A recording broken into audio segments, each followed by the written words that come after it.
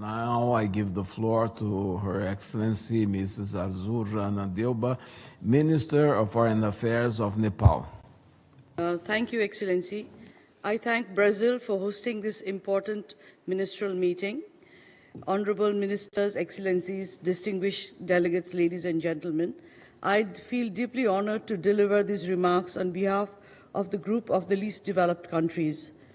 Excellencies, LDCs are bearing the brunt of multifaceted crises exacerbated by the COVID-19 pandemic, climate change, and geopolitical tensions. The recent increase in extreme poverty, the first in over 2 decades, has hit LDCs hard.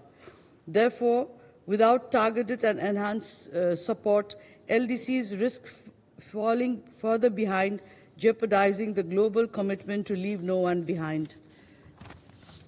We believe that the G20 can be a trailblazer in promoting inclusive growth, accelerating the 2030 agenda, enhancing global health security, leading climate action, driving digital transformation, bridging digital divides, fostering multilateral cooperation, and addressing the challenges we face.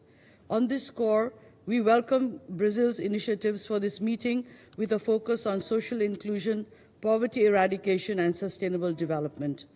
Excellencies, these priorities align closely with the urgent needs of the countries in special situations, especially the LDCs and the implementation of the Doha Programme of Action, including the SDGs.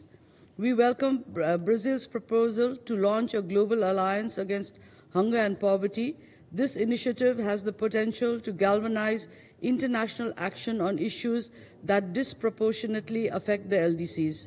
We urge G20 members to ensure this alliance prioritizes the specific needs of LDCs, particularly in areas such as agricultural productivity, food security, and social protection systems.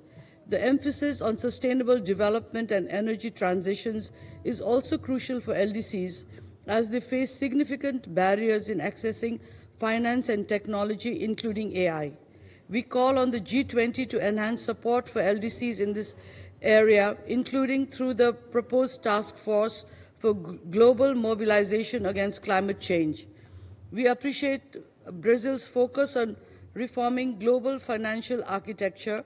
This is a long-standing priority for LDCs, as our voices are often marginalized in key decision-making forums.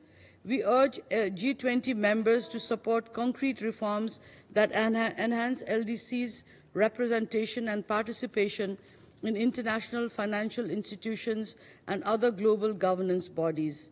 Excellencies, considering these priorities and the persistent challenges facing LDCs, I would like to highlight the following points for the G20's kind consideration.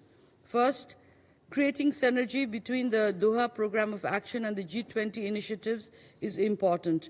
We call on G20 members to consider the priorities and targets of the Doha Programme of Action in context of relevant G20 initiatives.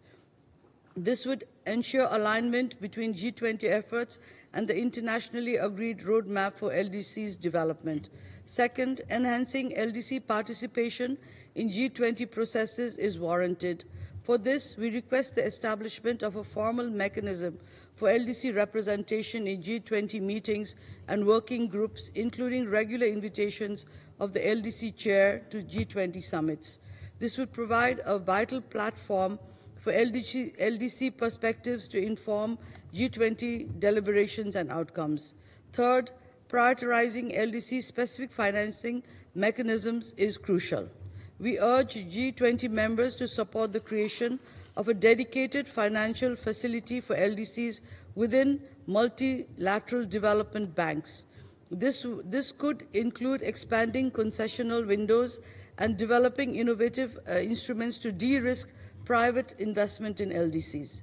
Fourth, we must accelerate debt relief for LDCs. Building on existing initiatives, we call for a robust debt relief mechanism for LDCs through debt cancellation, as LDCs are spending more than 15% of the government revenue on debt service.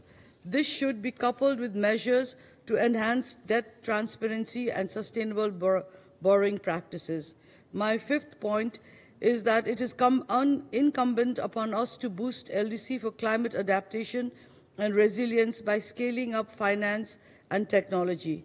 We recommend the establishment of a G20-led fund to support climate adaptation and resilience building in LDCs with a focus on grant-based financing and capacity building for project development and implementation as well as for loss and damage. Sixth, enhancing trade support for LDCs is a must. Excellency, on this we call on G20 members to provide duty-free, quota-free market access to all LDC products coupled with a simplified rules of origin and support for meeting product standards and regulations. This would help LDCs better integrate into global value chains and boost export revenues.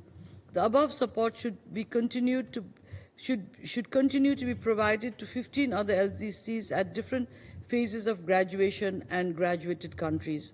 We call for an incentives-based graduation support architecture to ensure smooth, sustainable, and irreversible graduation. Finally, as we reiterate our group's full support for